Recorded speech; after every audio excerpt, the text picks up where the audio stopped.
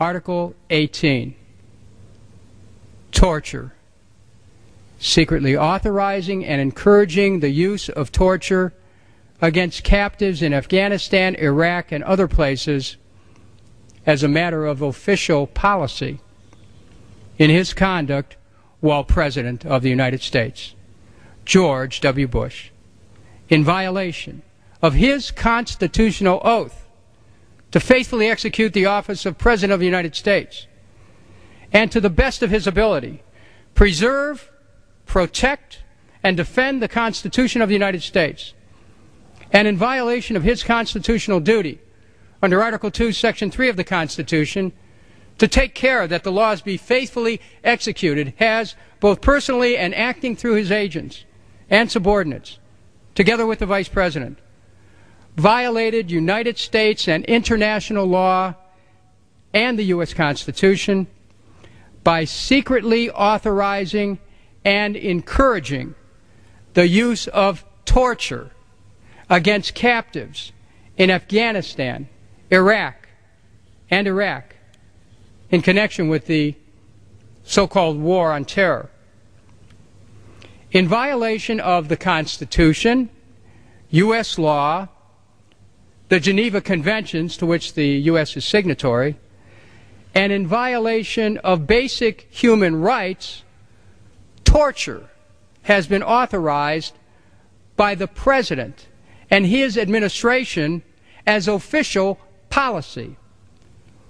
Waterboarding, beatings, faked executions, confinement in extreme cold or extreme heat, prolonged enforcement of painful stress positions, sleep deprivation, sexual humiliation, and the defiling of religious articles have been practiced and exposed as routine at Guantanamo, at Abu Ghraib prison, and other U.S. detention sites in Iraq, and at Bagram Air Base in Afghanistan.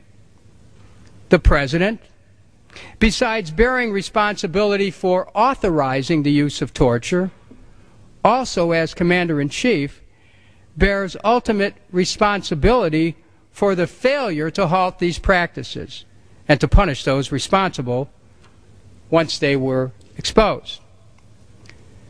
The administration has sought to claim the abuse of captives is not torture by redefining torture.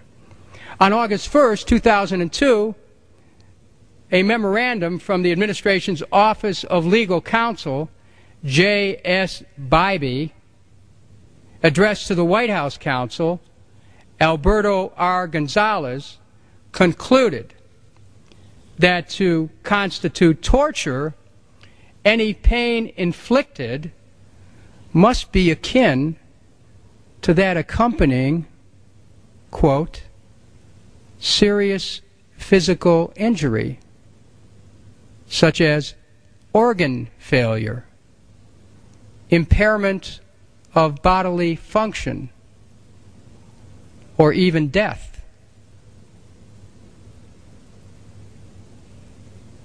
unquote. The memorandum went on to state that even should an act constitute torture under that minimal definition, it might still be permissible if applied to, quote, interrogations undertaken pursuant to the President's Commander-in-Chief powers, unquote. The memorandum further asserted that necessity, quote, necessity or self-defense could provide justifications that would eliminate any criminal liability, unquote. This effort to redefine torture by calling certain practices simply enhanced interrogation techniques flies in the face of the Third Geneva Convention relating to the treatment of prisoners of war, which states that, and I quote, no physical or mental torture nor any form of coercion may be inflicted on prisoners of war to secure from them information of any kind whatsoever. Prisoners of war who refuse to answer may not be threatened, insulted, or exposed to any unpleasant or disadvantageous treatment of any kind." Unquote. Torture is further prohibited by the Universal Declaration of Human Rights, the paramount international human rights statement adopted unanimously by the United Nations General Assembly, including the United States, in 1948.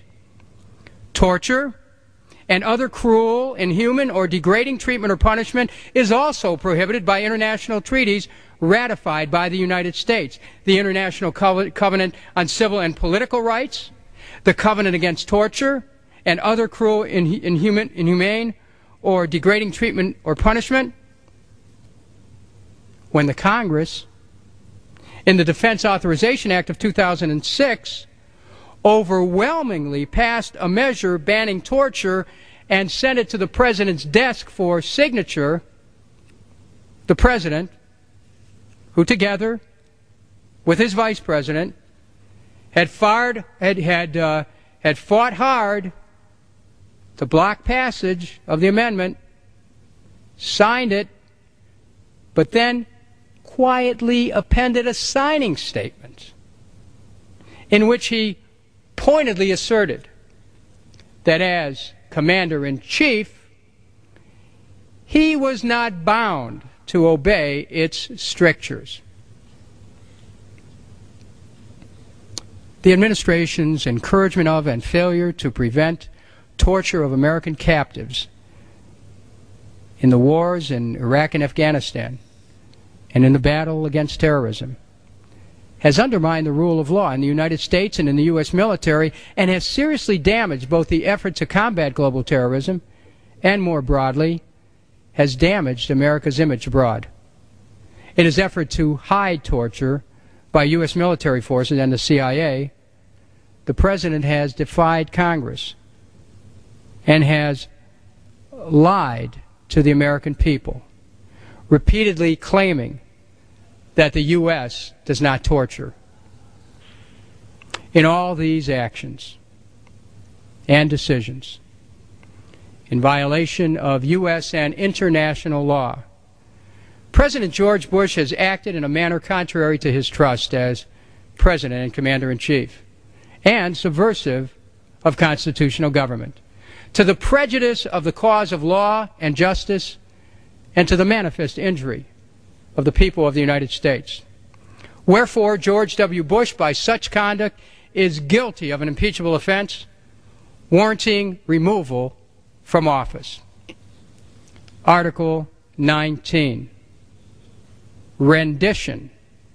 Kidnapping people and taking them against their will to black sites located in other nations, including nations known to practice torture.